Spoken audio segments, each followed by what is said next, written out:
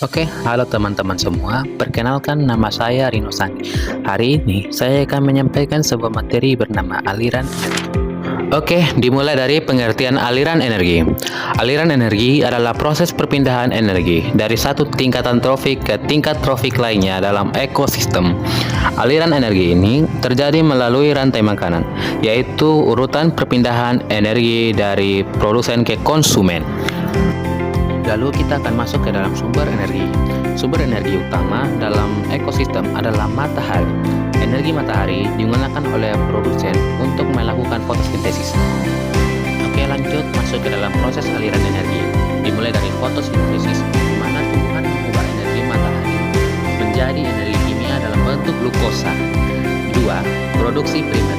Energi kimia dalam glukosa digunakan oleh tumbuhan untuk tumbuh dan berkembang. Yang ketiga adalah konsumsi, di mana herbivora atau hewan pemakan tumbuhan memakan tumbuhan dan mendapatkan energi. Yang keempat adalah produksi sekunder, di mana energi yang diperoleh herbivora digunakan untuk tumbuh dan berkembang. Lalu yang kelima ada dekomposisi, di mana ketika organisme mati, energi yang tersimpan dalam tubuhnya digunakan oleh dekomposer atau bakteri dan fungi untuk melakukan proses dekomposisi. Oke, lanjut ke rantai makanan. Rantai makanan adalah urutan perpindahan energi dari satu tingkat trofik ke tingkat trofik lainnya.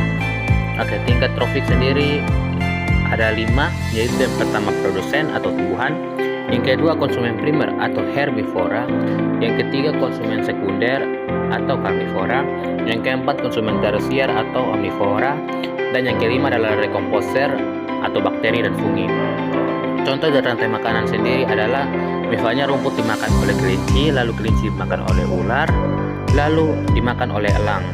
Atau bisa juga fitoplankton dimakan oleh zooplankton, lalu dimakan oleh ikan, dan ikan pun dimakan oleh burung laut. Oke, lanjut ke piramida energi. Piramida energi adalah representasi grafis dari aliran energi dalam ekosistem.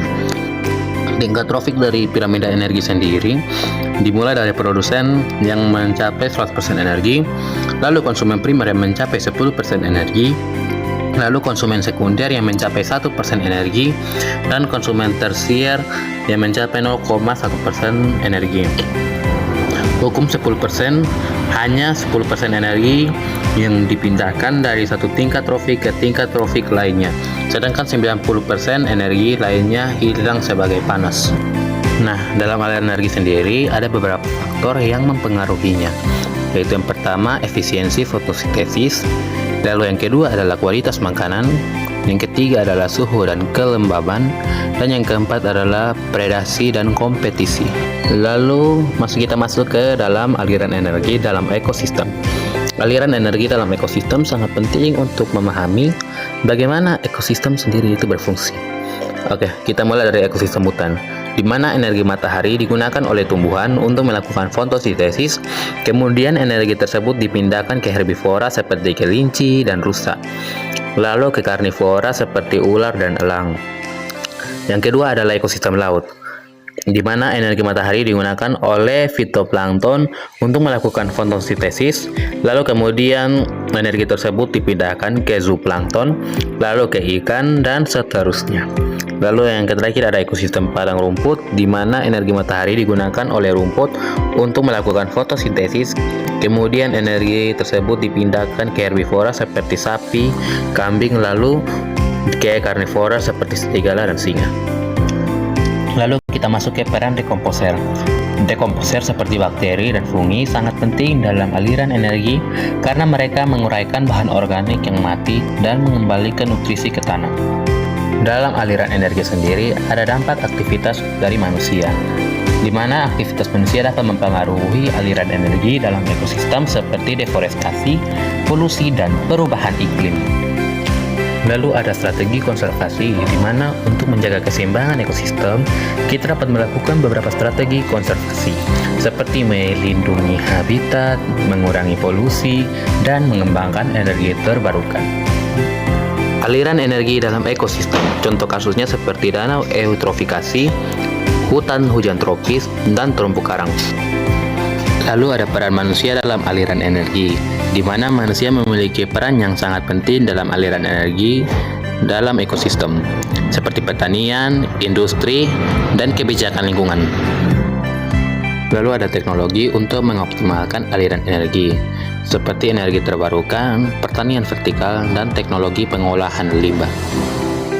Lanjut yang terakhir ada pendidikan dan kesadaran lingkungan, di mana pendidikan dan kesadaran lingkungan sangat penting untuk meningkatkan pemahaman masyarakat tentang pentingnya aliran energi dalam ekosistem, seperti pendidikan lingkungan, kampanye lingkungan, dan komunitas lingkungan.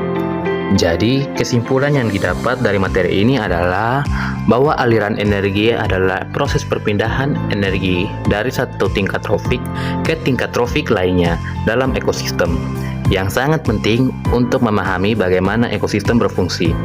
Aliran energi ini terjadi melalui rantai makanan dan dipengaruhi oleh beberapa faktor seperti efisiensi fotosintesis, kualitas makanan, suhu dan kelembaban, serta predasi dan kompetisi. Manusia memiliki peran penting dalam aliran energi dan dapat mempengaruhi keseimbangan ekosistem melalui aktivitas seperti deforestasi, polusi, dan perubahan iklim. Oke, sekian dari video yang sudah saya sampaikan. Kiranya apa yang saya sampaikan kepada teman-teman semua dapat teman-teman pahami. Sekian dari saya, terima kasih.